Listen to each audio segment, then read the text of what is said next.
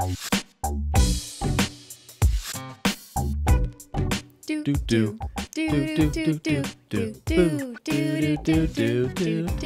what's up? Hello, everyone. Welcome back to another episode of SimplyPodLogical, a simply nail-logical podcast. Hello, everyone. Holo Taco edition. Yeah. Cristine, Holo Taco is 4 years old. I know. If Holo Taco was your no longer baby, a baby. A 4-year-old baby. it would be walking around. It's probably not pooping its pants It anymore. would be at least 40 pounds at 4 years, right? I don't know. How much does a 4-year-old weigh? 40 pounds. It's 10 pounds a year. Would it be going That's to how it school? works. Would Right. you going to school soon? How old are you when you go to school? 6? I think you're 6. What else does a 4-year-old do? Will it talk? Will it take care of us in its old age if you raise it? If you raise a 4, I mean, I don't know. I think most people expect that of their children, but I don't know.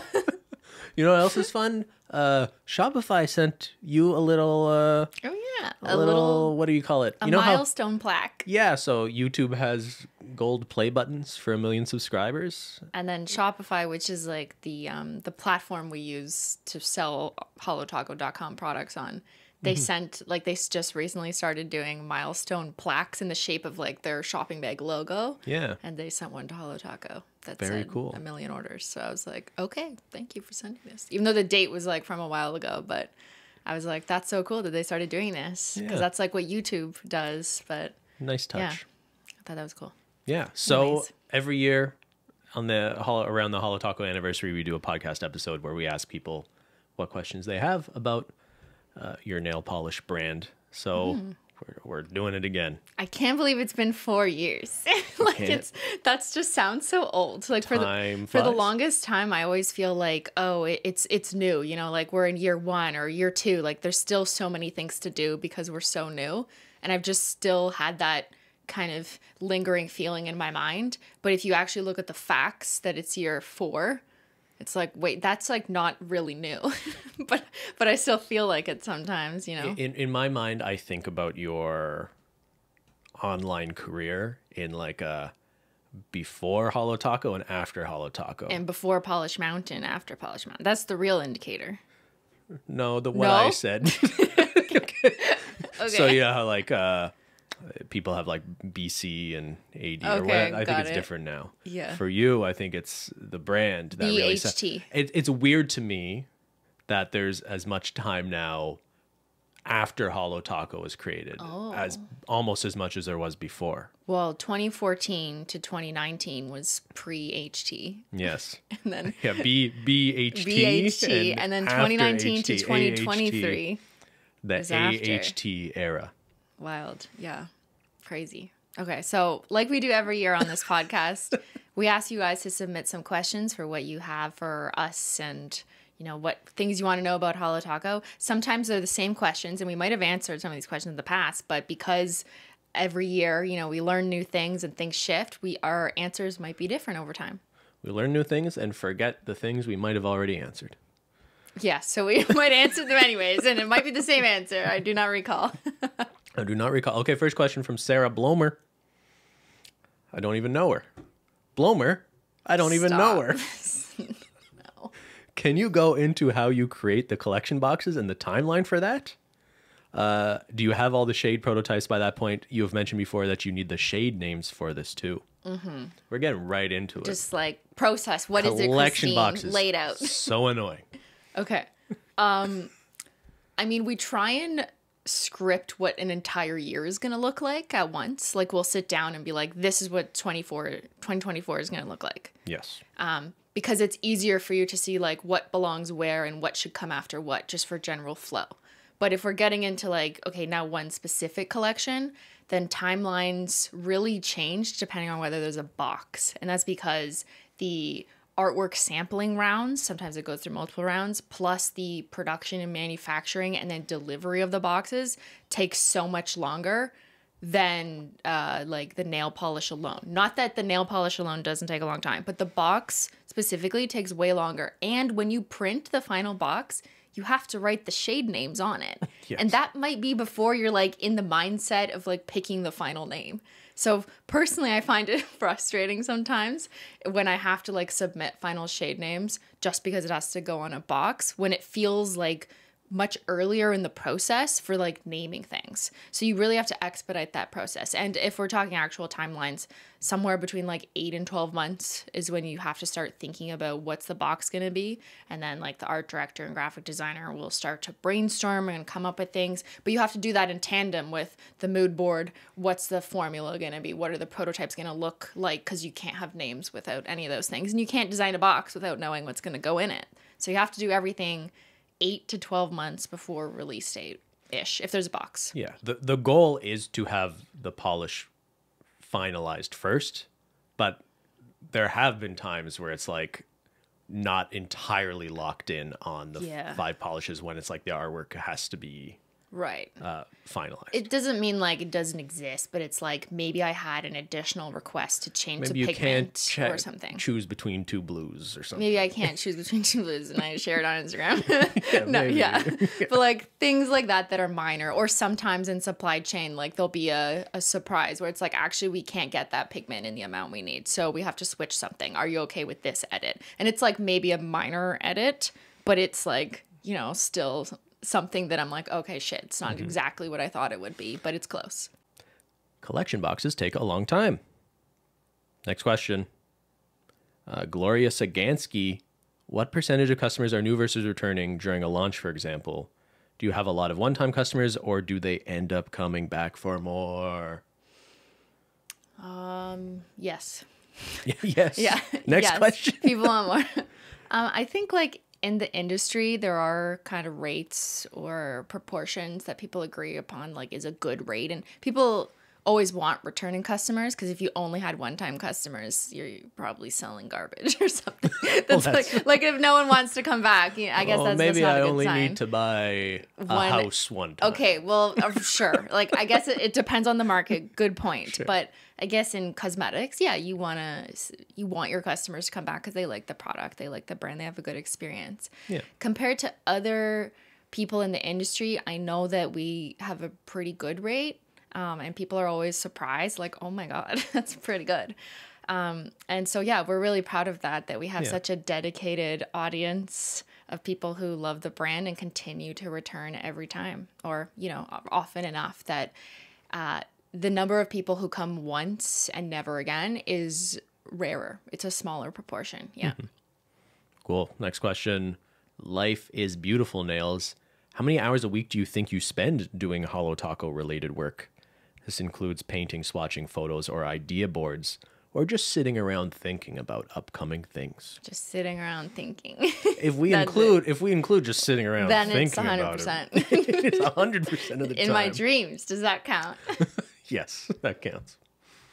You don't have to give a number. But I don't have a number. I don't do an accounting of my time.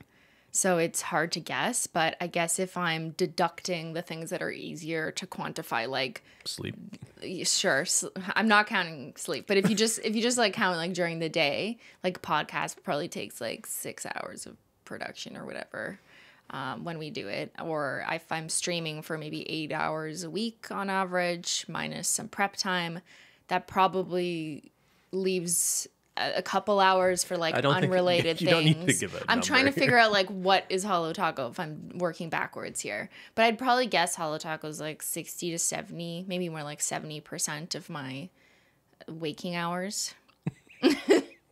Something like that. It's a lot. But I don't have I'm not working on a spreadsheet here, so I don't know. I'm just guessing. Answer is too much. From Lauren Harris. I always like hearing the bad advice people get, especially unsolicited advice.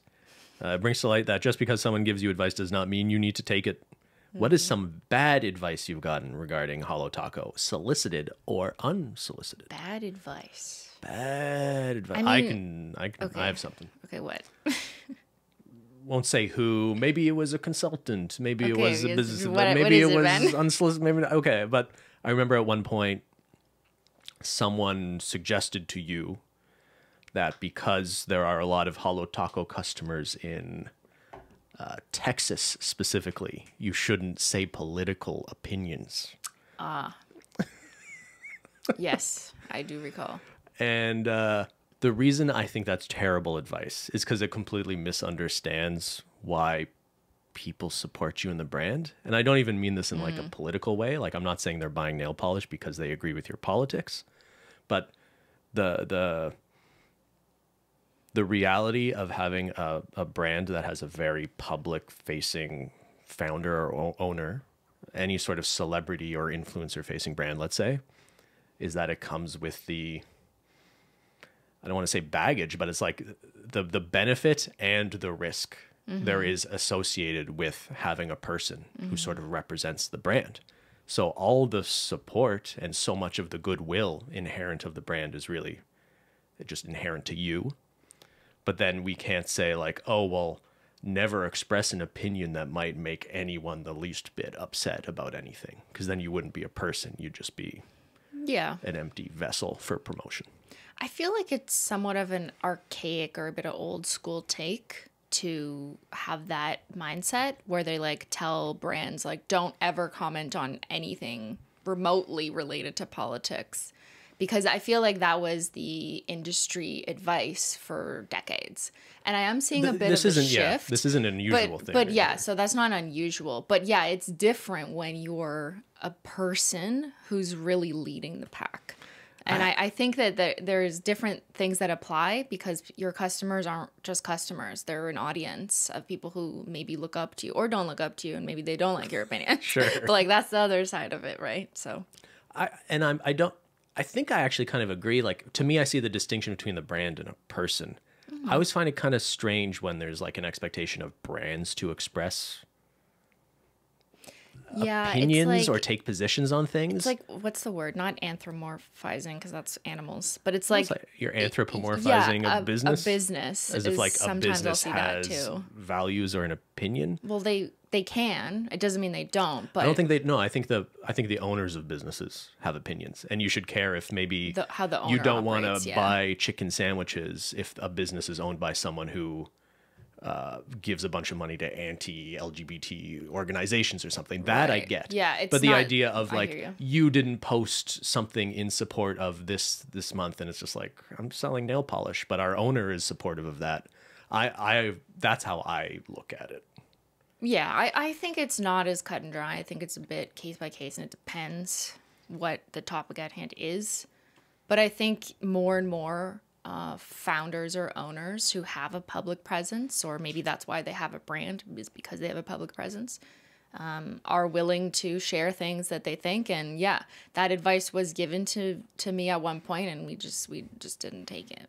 Like, have you ever? Do you think I ever given you bad advice?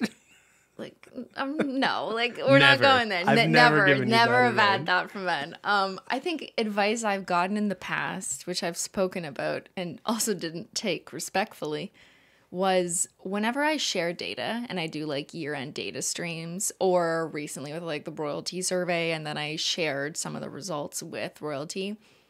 The very reasonable advice from in this industry to give to someone like me is stop that. Don't do that. Stop giving such critical, high-value information about your customers' wants, needs, and wishes to your competitors. Yeah. Which is something that respondents of this survey, like our customers, don't really think about until you say, like, well, yeah, if I'm sharing this back with you, it's not just you who's getting it, because I can't just send it in the mail to your address and it never end up on social media, and then Sally gets a hold of it, and I don't actually mean Sally. I'm just using that. That's like the meme. It's fine. But like, I don't mean actually her. But yeah, it is a risk. I understand the advice. I hear where that's coming from, but I've made it a point that it's part of my value system and the transparency in how I'd like to run Holo Taco, that there is things that I want to share and give back to the customers. And I am valuing the advantage of sharing it with the customers and making them feel like they get something back information-wise and get to participate in these types of this knowledge and the decisions that come from this. I'm valuing that over the very real risk of competitors knowing that like my customers really like purple or all the other things that I've shared. So yeah, it's not ignoring the fact that risk is real. It's you're valuing the transparency. I'm choosing to, but it's rare. Like, you'll never see a large big box brand share anything like this. And I know some of them do surveys. Like they will do follow-up surveys, they do exit surveys and whatever to get this information. It's very valuable. But yeah, they're not sharing that with anyone. Okay. So yeah, that's advice I've been given, but I didn't take. But it wasn't bad advice, actually. I should point that out. That wasn't like bad advice. But it was not the right advice for me to take. And maybe that's the point here is like people are going to give you, if you're in business or whatever, people are going to give you advice based on their knowledge of the industry. And they may very well have a great point. But it's how do you see your business and where are your values positioned? How is it different in your circumstance? And like sometimes it's in your gut that you know what is the right choice for you. Yeah, it could be good advice, but wrong for you. I think it's interesting that both our examples sort of speak to some people's expectations of what they think makes sense just for a DTC brand in general is a little different than a brand that has such a public owner. Yeah. I actually think because you're going to meet way more many people who might be giving you business advice or operating within these spaces that just work for faceless brands that just have different expectations. And I think an influencer brand, if we want to call it that, has a sort of different set of assumptions you need to make. Yeah, exactly. Yeah. Cool. From Steph O-chan. I'm so excited for the Sophia collab in September. Whoop, whoop. What are some of your dream collaborators for future releases? Sophia. Let's just enjoy Sophia, guys. It hasn't even come out yet. Guys, we haven't even released Sophia, but people are asking for more collabs. I can think of one person. Who? Are we thinking of the same person? I don't know. They're in the room. You? Bentendo? Oh my God. No? Who? Me. Yeah. Stop. Who would a dream it would be to secure Bentendo. People ask questions like this a lot, and sometimes they'll add the wrinkle of like mainstream celebrity or just like what brand, like Doritos, Holo Taco, Doritos collection. Comes with a crunch. Because I know like the two we've done are like are the one we've done and the one that's coming are like people we have a more personal connection to. Yeah, and they're like right? content creators, yeah. Whereas I kind of have a completely different perspective. And I'm curious and intrigued by the opportunity or the possibility of doing something with, something maybe different. Maybe it's a mainstream celebrity, or maybe it's like who? Just a brand. Like like Dua Lipa or something. Oh my God. Taylor Swift. Okay, well, that's never gonna happen. Probably. Okay, not. What are other things that are like would be very challenging to achieve? That would be cool. I think just what about like Taco Bell? That'd be pretty funny. That would be so funny. That would make a lot of sense. Like, hey, Taco Bell, remember that one time we talked about the taco trademark? Well, maybe let's do a collab. Let's circle back to that one. I also wonder, just like you've started playing more video games in the last year, with more streaming. I wonder how the existing Holo Taco audience would receive something that's like more of like that sort of IP.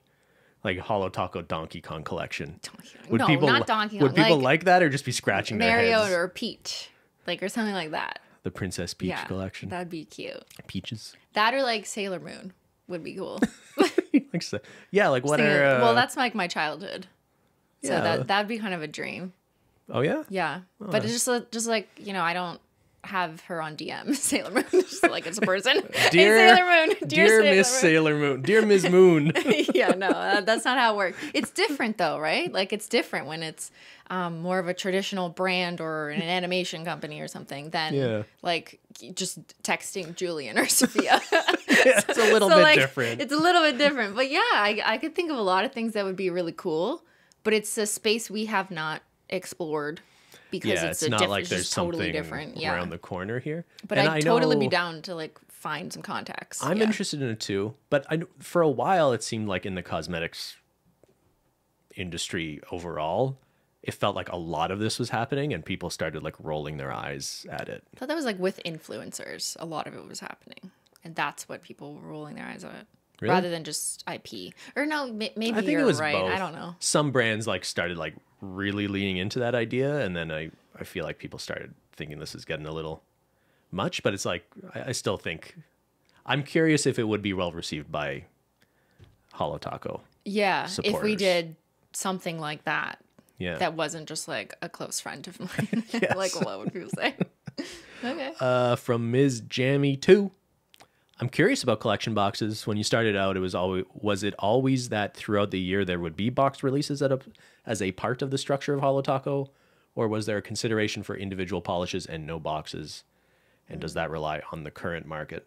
I guess we've talked about boxes already a little bit, but the original idea was what? That you wanted people to have the experience as if they're almost like receiving PR when they bought a Holo Taco collection, right? I wanted every collection to have a box, but that was at a time when we didn't even have the capacity to release like as much product. Like we only had 2 launches in the first year. Like we launched in the first 6 months, we launched in July. But that's it, because like that's all that the lab could handle, or the manufacturing at that time. But yeah, we thought like, why not put it in a box? That was when PR was huge. And then soon after, we realized people really liked them and collecting them. And then we got more creative with what the box looked like. I think at the beginning, like they were more standard. And then we're like, okay, let's like have more fun with foils and finishes. And I thought it did really well at telling the story, because you have something more to shoot and photograph rather than just the polish itself. So it was always conceived as an important part of the experience of shopping at Holo Taco. But I think as our capacity and, you know, the number of launches or products you wanted to release increased, it kind of felt like we didn't want to be always putting out boxes. Especially, we really took seriously, like early on, that felt like there was a lot of FOMO reaction to things. We were still figuring out. We literally didn't have enough. Exactly. We were trying to figure out how many boxes to make, our capacity to do that. And when people were missing out, they felt like really sad they were missing out on boxes too. So we've really tried very hard since then to adequately forecast things, but also really not lean into that idea of don't miss out on this box. Yes. And after year 2, once we had the capacity to release more of like different things, different formulas, we thought that everything in a box wasn't actually the good route to continue down. So we started with like small creme drops, I think was some of the first that didn't have a box. Yeah. And it felt right to do that, because it was never like a rule, everything must be a box. But I also never really thought we'd be releasing like collections of cremes either, right? That came later when people started asking for more rather than just sprinkling a few into like a unicorn skin collection. So we did decide which collections wouldn't have boxes, and we had to like pick and choose.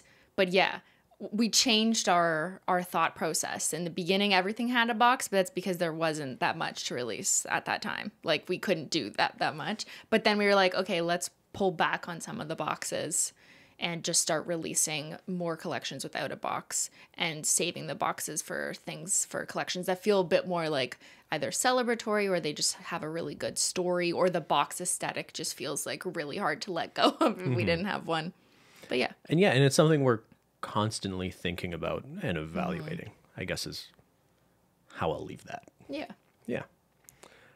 From Canned Chickpeas, not really any question, just super proud of you and all you've accomplished. It's so nice seeing a Canadian do so well on an international scale. Thank you. Especially one who promotes such positive ideas. Thank you. Thank you, did you write Chickpea. this, Ben? This is my burner. This is your alt account. Canned Chickpeas. Like, no, I want to...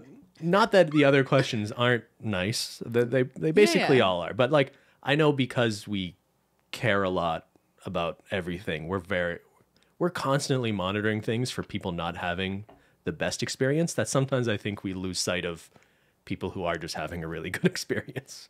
You know what I mean? I find we're often behind the scenes talking about, how do we things that aren't this? doing perfectly, what we this? can improve. Not often enough do we just sort of acknowledge that things are good. Came from a chickpea. You can always count on Love the chickpeas. From Stargazer Creates, as someone who creates vision boards and has a love of art in the creative process, can you talk about your mood board prep for creating a collection? Are you willing to share some mood boards that have not been revealed from previous or upcoming collections? They're asking, can you share mood boards for things we haven't seen yet? Come on, detectives are trying me today. You did share a mood board I did for vacation. Was it vacation? Yeah. Yeah. The challenge I have is like, yes, I will create mood boards. Sometimes they're messy, and sometimes I don't really need to, because it's more about like what colors are available in a specific pigment that I know I want. Yeah. It really depends on the collection and what the vision is for it. So for Vacation, for example, which is a mood board I did show in my stream, yeah, like it was that launch stream, or I put it in a couple shorts. I knew for sure that one was driven by a mood board. Like we wanted a shade that looked like the turquoise sea. We wanted something that looked like that warm tan briefcase color with a sparkle. We wanted something that looked like a white sand beach. That was an easy mood board one, so that then I could give direction to product development. And that one was also more open-ended from a formula perspective, because I knew what I wanted from a mood board color aesthetic, but then we also said, I want different formulas, so there's a bit more variety and fun for like product development and pigment sourcing to play with there. Mm-hmm.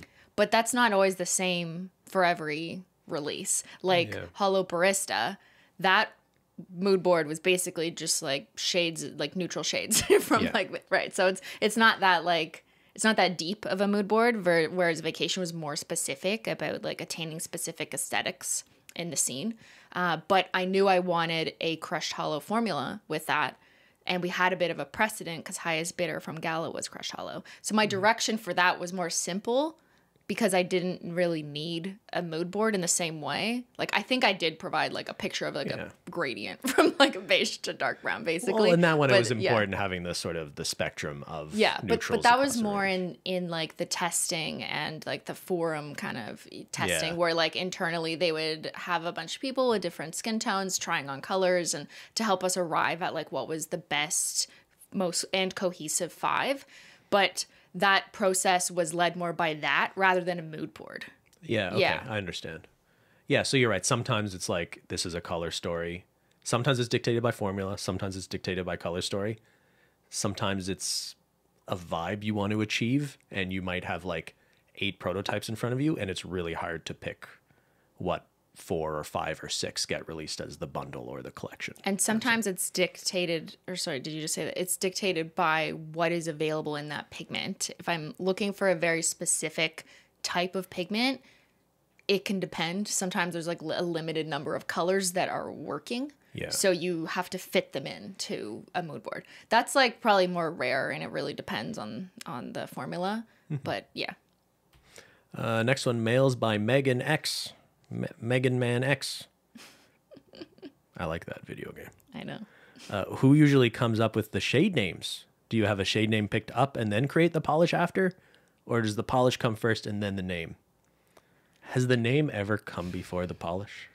I have a running list of a bunch of names that like have no collection attached to them. They're just like random words that I've thought of. Yeah, in my like notes pad. I can't think of an example of like, here's a name, make the polish.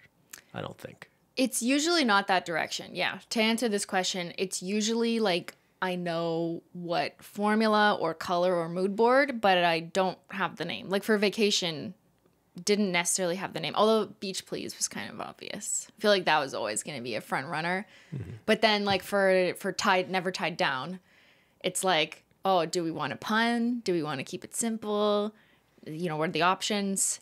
So it's a multifaceted approach. Like I'll write down a bunch of shade names that I think work, having played with the polish myself. But then I also have team members or contractors or different people that I work with or copywriters that help to add to that list, so that there's like a roster of possible names that work. And then I'll go through those and maybe vote internally with the team, so everyone can pick like, oh, what are you liking? What are you feeling? And then after that, it's like doing a vibe check across the collection. Do the ones that we all like work together or work with the collection name or concept. And then it has to go through like trademark and IP searches to like make sure we can't really, you know, we don't release a name that like we shouldn't be releasing. And occasionally that results in us like changing something or just deciding to play it safe. It's not like some illegal things, but it's just like, maybe let's just like not do that. It's not worth it kind of thing. So then we just pick an alternative and then submit final shades. Yeah. It's a process. Trust the process. From Ms. Cheese, LL. Ms. Cheezel? How do you think you say that? Miss Cheezel.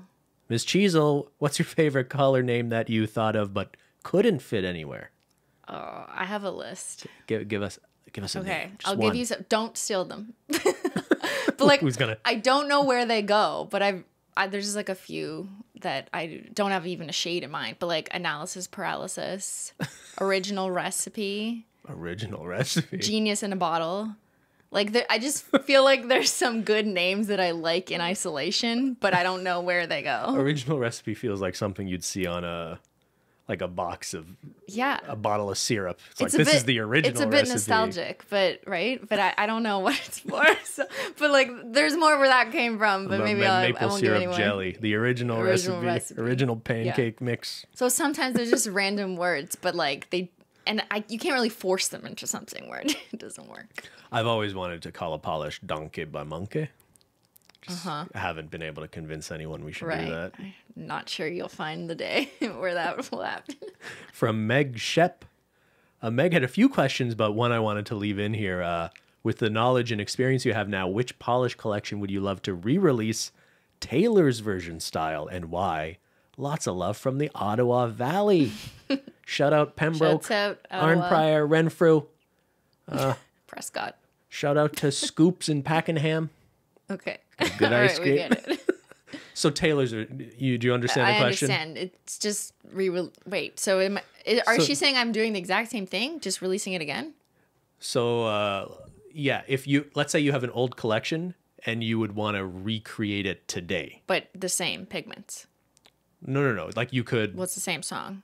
She's just recording it in another studio. You could interpret recreating it however you want. Maybe it's like a concept from 2019, but you'd use a different formula now. Maybe but that's not what she's doing. That's not what Taylor's doing. If she had like a totally different beat to the same lyrics, or she changed the lyrics, then yeah. Okay, sure. Maybe what collection would you just want to release again in almost like, the exact same way? Like it's just like re-releasing stuff we've already released. Yeah. Like, okay, no. Rainbow collection? Yeah, but we still have it, so it's still there. The rainbow linear there? hollows. Oh, like I'm thinking of the box, okay, right? But if I was to actually change it up a bit, like maybe I am changing the lyrics or the melody slightly, then I think I'd do the OG Rainbow Collection, but as Crushed Hollow. Just because how cool would that be? Now, there's a part of me that like loves that now looking back.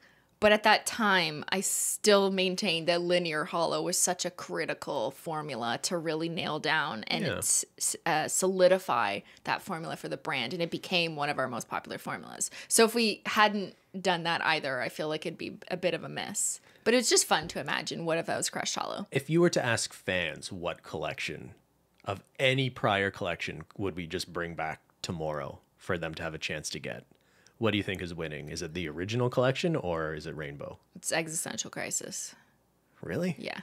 That individual. Okay, well, I don't know. I think it would be think so? OG box or a Rainbow box. Maybe you're right. Maybe it would be, well, if it's the box, that's a different question. If you're asking about a box, I think people would want the OG Rainbow box because that was like the box most affected by COVID and supply chain shortage. Yeah, all right, I know. Let's not go there again. but yeah, maybe it would be the OG Anniversary Flakies. Just in terms of product, because it's been so long. And there's a lot of people who started shopping at Holo Taco since then who haven't gotten that because it was from like 3 years ago. I would do a Ben's version of that one. What would it be? No box. No box. There's a reason you'll never see 3 polishes in a box again. Yeah. This is something we don't... The box costs money, and that but cost it's is free, not Ben. passed off to the customer. So it's really... It didn't make a ton of sense to sell a box with only 3 polishes in it. Yeah. The order value was kind of too low. Yeah, and that's why that was never done again, right? So collection boxes are always 5 or more polishes. Nails by Megan. How do you decide which colors get which formula? For example, the Brista bundle was the first in the Crush Hollow formula. How did you come to the decision that neutrals would be the first released in the Crush formula as opposed to a full rainbow collection where we just which we didn't do because, actually, this is a really good question. I had been seeing and was very well aware that customers were looking for something in a neutral palette. And that's something I'd wanted to do, but I knew we were never going to lead with that at Holo Taco. Like, it wasn't going to be one of our first few releases. Sure. So I was trying to think like, okay, what can I do in this neutral color palette that I know people are wanting, but how do I make sure we're doing it the Holo Taco way? And that the first time we introduce a neutral color palette from like beige to dark brown and like a gradient and array, how is it going to work and be true to brand? So after seeing the highest bidder, which is the first crushed hollow, but I just like called it something different back in Gala, I knew that one was like the winning formula to do with the neutrals. Linears also could have been a good option, but I felt like linears they're slightly more subtle from a distance. They're a little more uniform. And to me, I really wanted to have like a sparkly splash in the neutral formula because you're already working with such a neutral palette. How do you counteract that with something like more sparkly and exciting to make it a little more Holo Taco? So Holo Barista was always conceived as being like the most like very sparkly, exquisite version of neutrals. And that's how I wanted to lead when we did our first foray into a neutral palette. So yeah, there was a lot of thought put into that, but like I was like, nope, we're doing this formula. It's going to be great. And it was great. People really like it. Now they want it in every color. That one did outperform our expectations. Yeah. Yeah. For sure. And it's a good reminder. A big factor that influences like every decision we make is knowing the audience is looking for newness, I will say. Yeah. And that could mean a bunch of different things. That might be color stories we haven't done before, or tones or formulas. So yeah, that's, I think, something we try to keep in mind. From Jillian, how has your views on what polishes to make changed over time? Like, has it changed at all from being just what you wanted to make to now being more looking at the analytics and data of what sells? I think it's always been a bit of a mixed methods. I think in the beginning, it was clearly what I thought should come out first and what we like definitely needed. Like we definitely needed hollow top coats in the beginning to launch the brand. And then I definitely wanted multi-chromes, but that ended up getting pushed, but it was supposed to be the second release. And then like the linear hollows were a big linear hollows, thing, hollow glitters. There were some classic formulas in like bright and exciting or like classic silver hollow type colors that I was like, these are staples and these will be kind of the better sellers, just, you know, based on my audience and what I understood them to want. But over time, as we continued to build on the brand and offer new things, then decisions and how you make them change, because there is no more room for it to be like just what does Cristine want. It's what gaps are missing in the catalog. What does Holo Taco need to bring up next to feel really different than the collection before? What formulas haven't we tried yet? Or how can we combine things that maybe exist already to make something feel good and new and exciting? There's a little bit of data in there. Like, yeah, we will look at sales and see what formulas perform well or what colors in our cremes are doing better than others. And that might inform some decisions. But I think like in the recent history, it's been a lot about what are the gaps that exist and in what formulas do those gaps exist? And then if we take that information and parse it out, what collections can we make from that are also cohesive, tell a different story and have a new theme, but fill gaps at the same time? And it's like, it gets harder with time actually to fill smaller gaps. It's challenging, but we're really excited for the next half of this year, including this upcoming collection, because I feel like the next half of this year is filling a lot of gaps in a few ways. I agree with that. And not to be like obviously we're data people. We think it's important to look at data, but I also think as people with a background in data, or I think the more you know about data, you know more about like what it can help you with and the limitations of using it. And I think when it comes to thinking about how newness and filling gaps is important, I think it's so easy for companies like, never mind nail polish, it's just your past data can tell you about the success of things you've already done. That's not necessarily a good indication of wanting to ever try to do anything different. You know what I mean? So I think there is a real pitfall in being like, oh, pinks really sell really well. Let's only ever release pinks, you know? Yeah. You could interpret your data that way. So yeah, I think your answer was good in that it's just you have to think about not just the data. It has to be in combination with like your own. Yeah, because if we thought vision of data, like anytime there's a full collection that has an array of colors, but there's like a yellow in that collection. Compared to the other shades in that collection, the yellow will always sell poorly. And that's like probably common in like other brands as well. Like this is not a surprise. So if we only looked at the data, we would just never release yellows, which we're not going to do. So, yeah. Moving on, Ness is dead. What is the most fun part of the product development process? I would think the creativity, because it's fun to pick apart others' minds, but maybe it's the execution. I find joy in both elements. And maybe that's because I like to come up with something in the creative process to synthesize it, but then seeing the execution is also really satisfying. And I could be more specific. Like one of my favorite parts is when I get the first round of prototypes after submitting like mood board or requests, and I get the first round of prototypes in the mail. I'm like, I stop whatever I'm doing. And I'm like swatching them on swatch wheels, comparing them to each other, comparing them to existing shades, looking at the differences, looking at different lighting, taking pictures of them, labeling them. That's really a really exciting moment to me. And then following up with feedback. Okay, here's what I want to change. Here's the next steps. Can we try this and do this differently? That's fun. And then the other end of the spectrum that I also find super satisfying is like when I'm taking swatch photos or taking some videos or making assets, and I'm processing them and I'm like submitting them to the team because I'm finished working on them or whatever. There's something about seeing all of it come together in that like professional image that's going to end up on the website. And then looking at it together with the array of assets from all the swatchers and everyone as well, like not just my photos, but the team or swatchers, seeing everything together before we're ready to go live is like the satisfying part of we're almost at the execution, like we're almost at launch. But anything from like that point A to point B, I really like both ends of it. There's something satisfying and like kind of peaceful in both those moments. Peaceful? Yeah, there's a bit of peace and like looking at all the pictures together, you're like, yes. I don't know.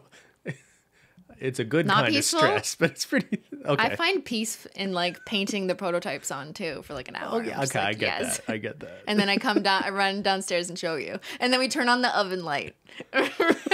Like Cristine, come Ben, come see these new polishes I got. Come to the oven. Come to the stove Or top. stove, right. It looks really good under the cooktop lighting. Because there's like the light when I don't know.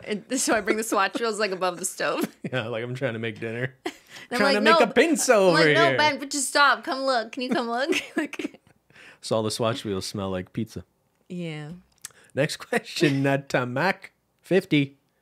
What would you like customers to know about formulas, ingredients, and supply chain things? Is there a pigment or something that is oddly hard to get? I think what I would say about this one is Holo Taco, the idea behind Holo Taco, it's raison d'etre, to be a little French for a second, was like bringing specialty nail polishes to a mass audience is one of the sort of things we had in our mind, right?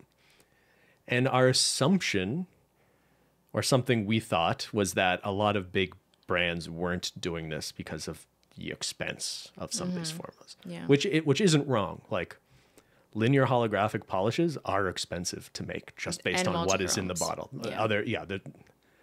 Some of these pigments are expensive. I think what we weren't as knowledgeable about back in 2019 that we've learned a lot about at this point after 4 years is that some of the polishes you aren't seeing being released by big brands isn't just because they're too expensive. It's because they're using pigments that don't meet a standard for which they can be in cosmetics and sold to people. And we see the comments and, people are always asking like, innovation's important to us and we want to deliver on like innovative formulas that people want to see. But it is frustrating to us because like behind the scenes, sometimes we'll see other people releasing polishes or we'll internally be aware of a pigment that would make a very amazing, cool nail polish, but we'll know that that ingredient can't be in a bottle of nail polish you sell to people. It shouldn't. It shouldn't be. Shouldn't be. And Yeah, that's a really frustrating thing. But yeah, there's things out there in the public that like you can literally Google and find information on if you would like to learn more about very specific pigments. But like, I'm not trying to go down that road either. But it is something that's like frustrates me the most because like I wish, guys, but I also don't want to do anything that's not appropriate. Yep. Fun. Mac asks, a year in, is there anything about the Holo Taco rewards program that it surprised you and or that you think you should have done differently? By the way, I absolutely adore Holo Taco. Please take all my spare money. I love watching your live streams and podcasts. Thank you, Mac Nails. I like your cat avatar. I think so we have the Holo Taco loyalty rewards program. It's been a year. We introduced it last year around last anniversary. Yeah. I think that the biggest thing that surprised me was, so at the outset, we knew what proportion of people would fall into the top tier because when we were setting the amounts, we also knew that we'd be giving people extra points based on their past years. Yes. So we could calculate how many people would end up in that tier. What we didn't know at that time was how many people would maintain that tier a year later. And to maintain your tier, then yeah, you have to reach a certain point threshold. But we had no way of predicting what people are going to do over the next year. I think what's surprising is how many people maintain their tier. Yeah. Because we thought that it would probably drop more than it did. And I think, I'm just guessing, but like the average rewards program, maybe like a Sephora, the way you make something top tier and you give those customers really good rewards is by the fact that like it's a small proportion of people in that tier. Because if you have a big proportion of people in that tier, all of a sudden you can't really justify the expense of like giving them, you know, the best rewards.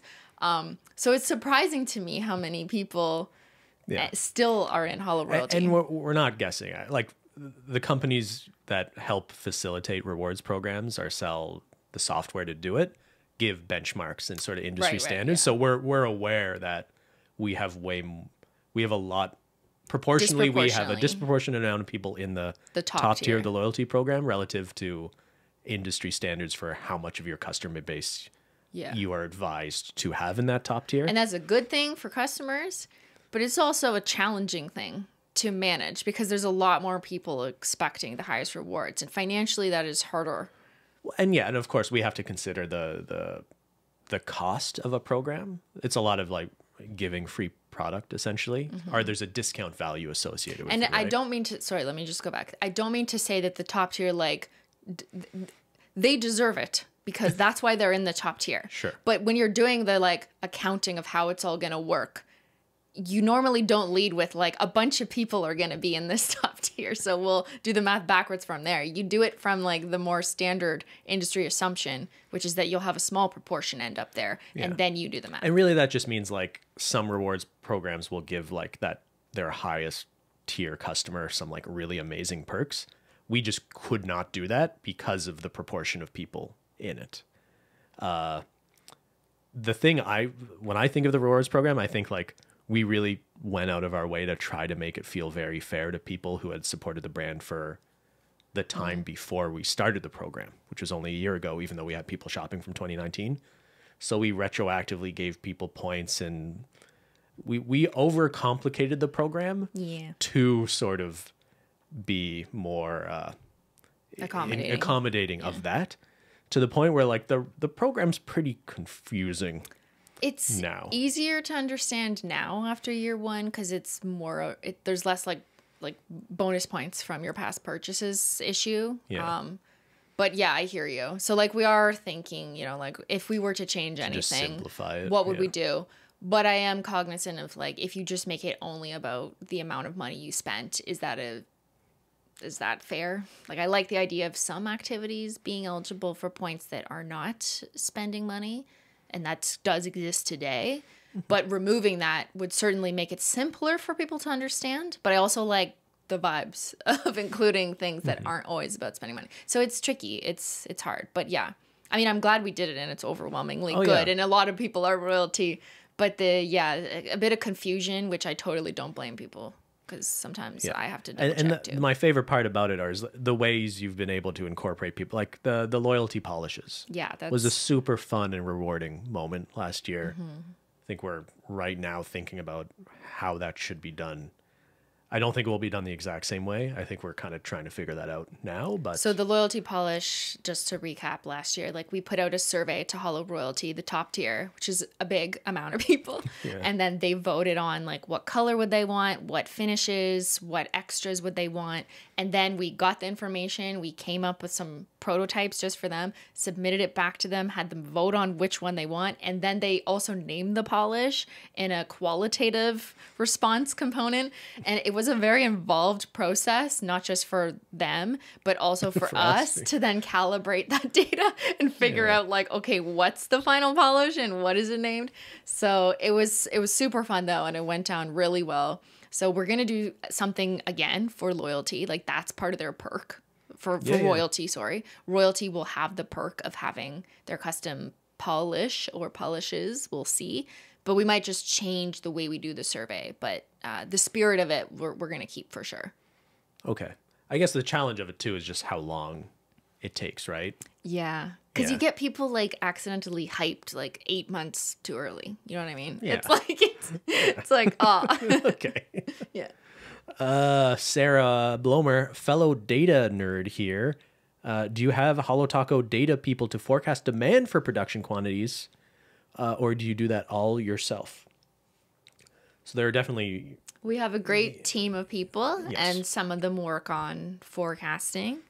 I think because Ben and I are just curious number people with our past experience and statistics, it's hard for us to like never look at any numbers. So sometimes just like as an additional curiosity look, we will run some things ourselves. Like I always look at, you know, and I might have a different way of wanting to look at something. Sometimes it's not just about, okay, well, how did the last collection do? I might also want to evaluate how do I think the next one's going to do relative to a similar formula, or relative to what was released this time last year, or relative to something that has a similar color palette. There's like a few things that in combination that you can look at with nuance that I like to do as well to formulate what is an appropriate projection or forecasting.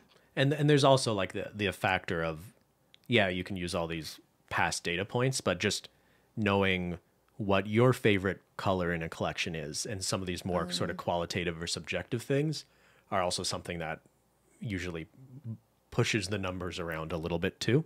Yeah, like we'll look at data on like what colors sell the best from a collection, and that might help us predict when we're trying to forecast for individual shades in a collection, for example. But then it's like, okay, Cristine, well, which one are you going to talk about the most because you just happen to like it? Because if I'm really hyping up like World's First because it's, I don't know, the classic and there's a joke or a story behind it, then maybe that might lift sales a bit. So we have to take into account some of that as well. Yeah. Yeah, and ultimately it's also important that you're just dialed into like how much nail polish is being made. Like you're ultimately the one also being like, yes, make that much nail polish. Yeah, like approving the forecast. Yeah. Yes. From Imiora, I really appreciate how you try very hard to take customer feedback into account and make some changes based on that.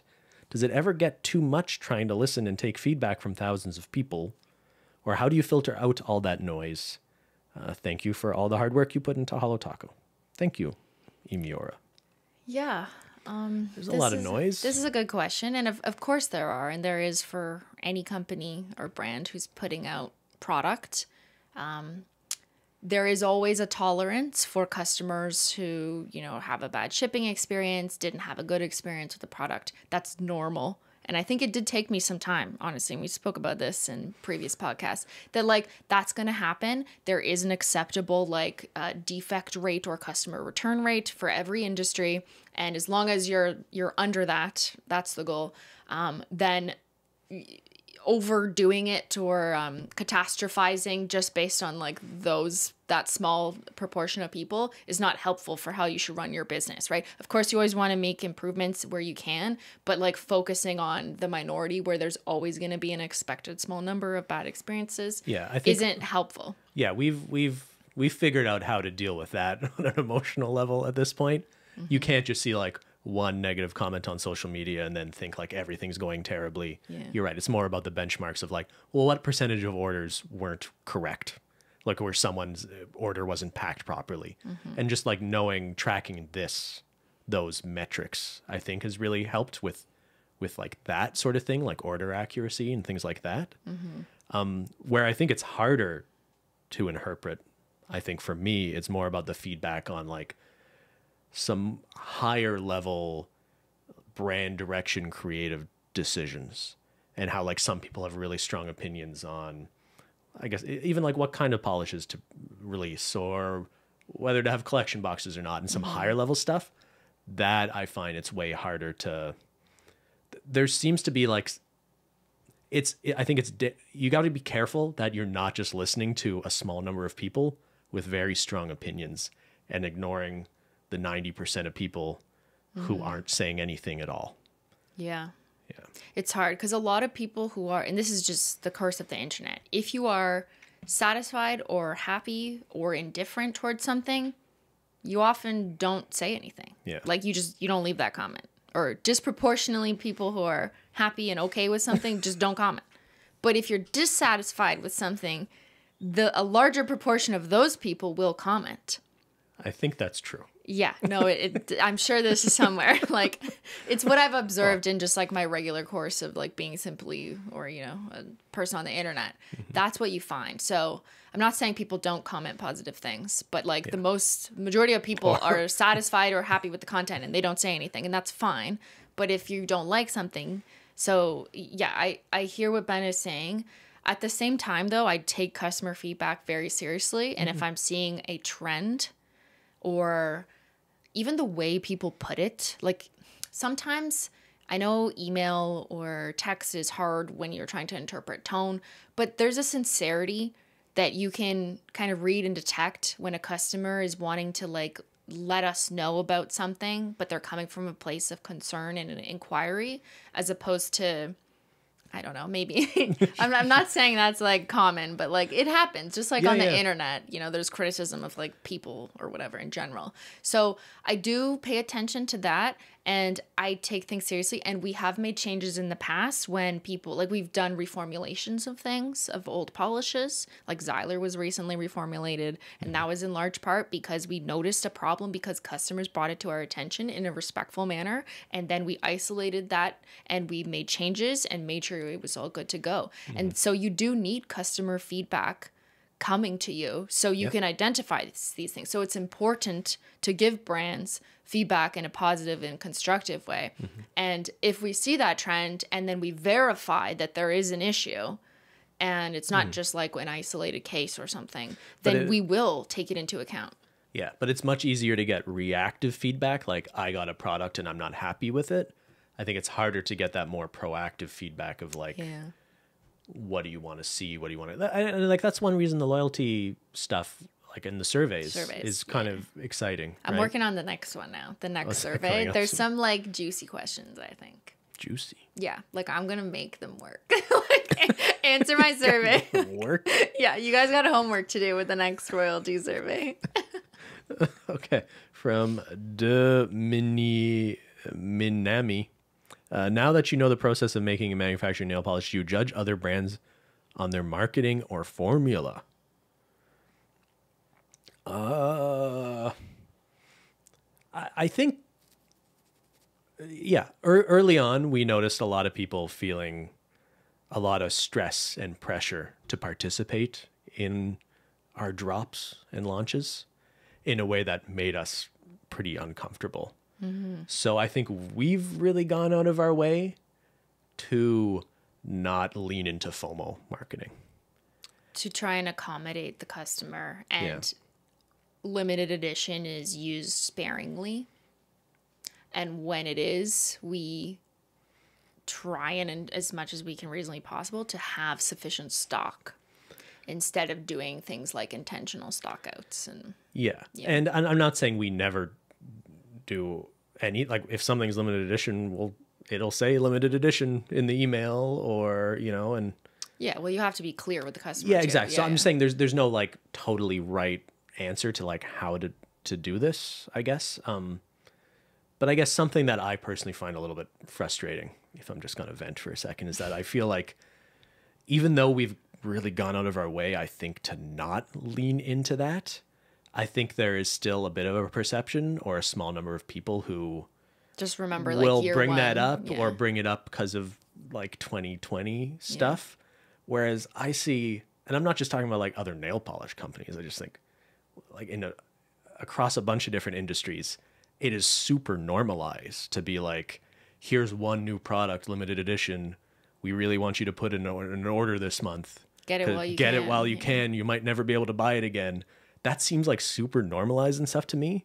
It's something I really think we try not to do. And I don't get the sense that other brands are criticized for doing that, or people maybe even notice they're doing that. It's because of the face. To counteract that, yeah. It's having a face that changes it, because if I were to capitalize on people's anxieties in language and consistently do that, I think it's a sliding scale. This isn't a black and white, because like obviously we've used the word limited edition and maybe used a sentence to accompany that, like while supplies last or something. Sure. Because that is transparency. But if you look at everything all together, yeah, I think sometimes it is a bit frustrating when you see other brands literally capitalizing on their customers' anxiety and doing that repeatedly, consistently. And it's not something that people really call them out for as much, or it's not something that seems to have an impact on their customers, and they may not need to care about whether it does because they're cycling in and out customers.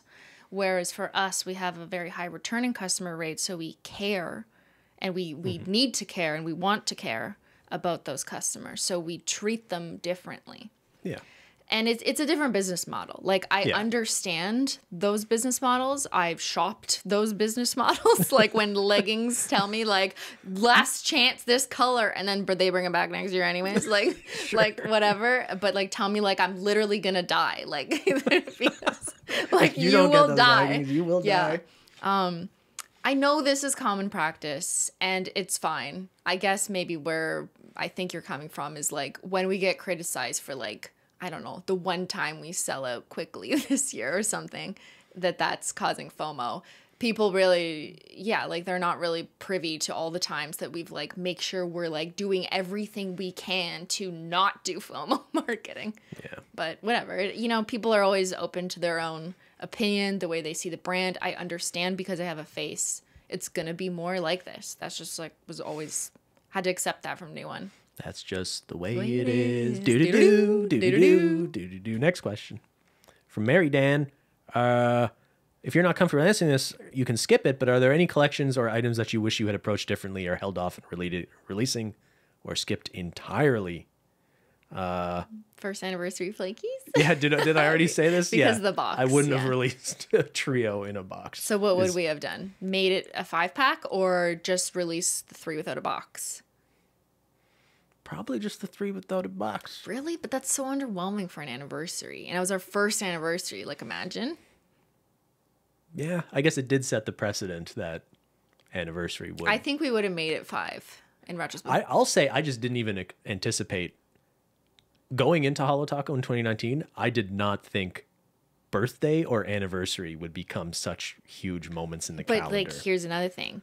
But because those were big to people, we made the mistake, because we didn't know at that time, that only releasing 1 item or just 3 things was, like, not good for shipping. Yeah. Yeah, so we learned, and we never released, like, a single solo item again. And it's also why I think even that calendar in that was 2020, limited edition. Sorry, let me just correct myself. It was because birthday and anniversary were limited edition. So if you release a single item and it's limited edition, that's what causes a stress on the customer. Yeah. And when I think of it as, like, if I didn't think birthday was a big moment, I'm not sure I think it's a big deal if there's a collection in September and November. If October is a smaller moment, but clearly people thought It wasn't the small birthday to moment's people, a big yeah. moment, so it felt like there was just way too much happening in that 3-month span, I think. This is something we always struggle with, Yeah, too, right? we debate this all the of time. launches. And then it's also like, okay, but, like, this is so good. How can we not release it? Like, I want to release stuff. I know. I know. We think do this all the time. But I think we've noticed customers are Selective. becoming Yeah, more willing smart. to be like, oh, this is a drop. It's not limited edition. If you're not ready to shop and you want to pick it up at the next launch, that's fine. But I think I'm happy that people have started to like just get on board with this because it allows us to release what we want and have low-key drop moments so we can like get things out into the calendar that some people really want, right? Because if we just like didn't have those, there'd be so much that we wouldn't have released. Like if you cut every single quote unquote low-key drop, like Holo Barista wouldn't have existed either. Because it was intentionally trying to be low-key. It was like no live stream. People were upset there was no live stream or no box. And then I was like, guys, we did that on purpose so everyone chills. But like it's tough because everyone wants something different. Yeah. Yeah. A few more. CM Danny's, any hope for a nail oil pen ever coming out? There is Upside hope. down smiley face. There is hope, guys. Is it Do not ever lose coming hope. Can I tell them? Tell them what? I don't know, an update. Yeah. Okay, sure. I feel like I'm cursed anytime I give an update. Don't so jinx like, it. Maybe I won't. But yeah, it's not a fever dream. There was always a nail oil pen in the works. I showed it in a video like years ago.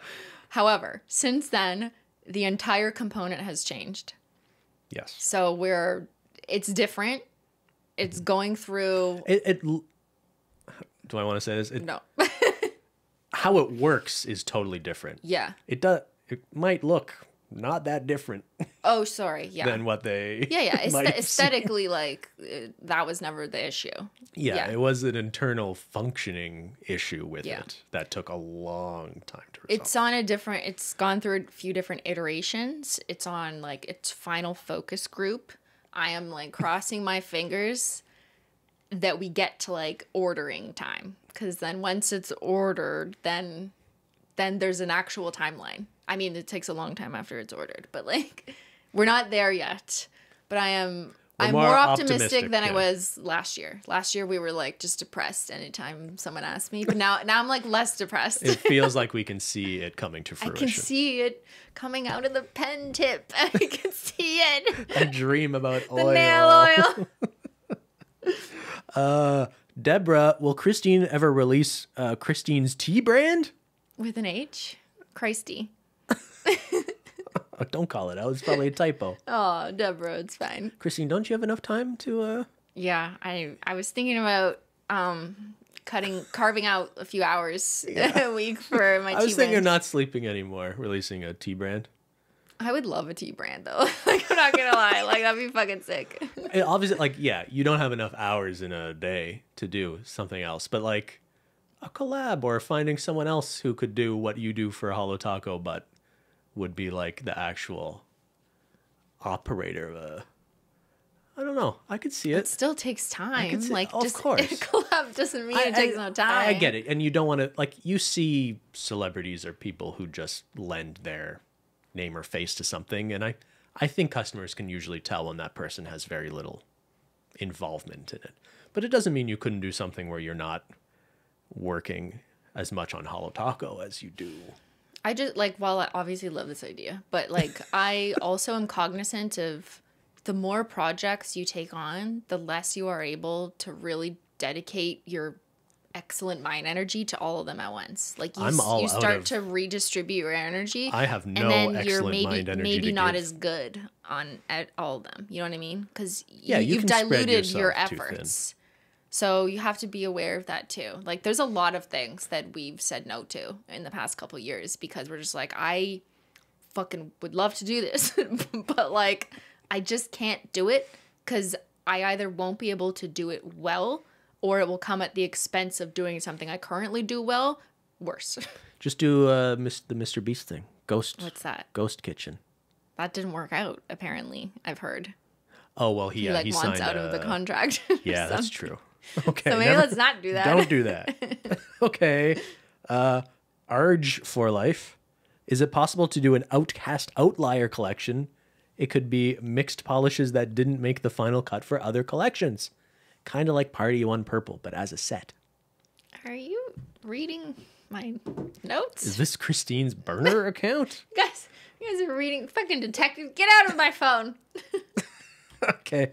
Last one. Any hints for the 4th anniversary collection? I like your hoodie.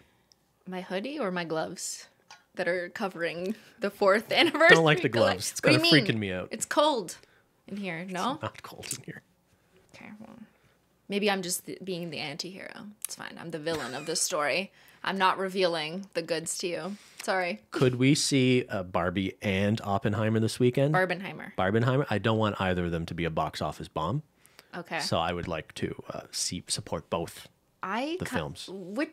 Which life do you like better? Do you like the life of like the Oppenheimer, like the dark, or like the life in the plastic? Life of nuclear war? What are you asking me? Or I guess it's the aesthetic. Oh, what okay. aesthetic? I don't know how to answer this question. They're very different aesthetics. Which aesthetic do I prefer? Yeah. Christopher Nolan's Yeah. Oppenheimer or Barbie's Life in Dream Plastic. World? Yeah, which one? Which would I rather live in? Yeah. Probably the real world, even with war. Okay. Well, it sounds terrifying to live in Barbie's Dream World. What if it was like both worlds? That's literally Instagram. Like You've lost me. Yeah. All right, it's okay. Facetune. Yes, the 4th anniversary Holo Taco collection is coming out this weekend. This weekend. Yeah, we already announced it. I was like, I can't remember when. Yeah, this Saturday, July 22nd at 11 a.m. Eastern Standard Time. I will be live streaming it. That'll be up on my channel on Simply Not Logical YouTube soon. So you can go and hit notify me. Come join me live. It's going to be super fun. I'm ready for this one. This one has been like a long time coming in terms of vibes and color story. It's different. It feels good. It feels fun. I'm just like, I'm ready for it. It's fun. Are you going to wear a shade? You're not wearing any now, but. I'm going to surprise you with something. You're going to surprise me with something. Uh-oh. What is he going to bring me on stream this time, guys? You never know. I'm terrified. All right, everyone. Don't forget to tune in this Saturday. Check your pagers. Can't we fast forward to the Saturday? launch date? No, fast forward. Press play. Okay. All right, everyone. Okay. Thank you so much for joining and submitting all your questions. There were so many more we couldn't get to, but I hope this was interesting, if not anything else. All right, everyone. Thanks so much for watching. Have a happy Taco Tuesday. See you all later. Bye.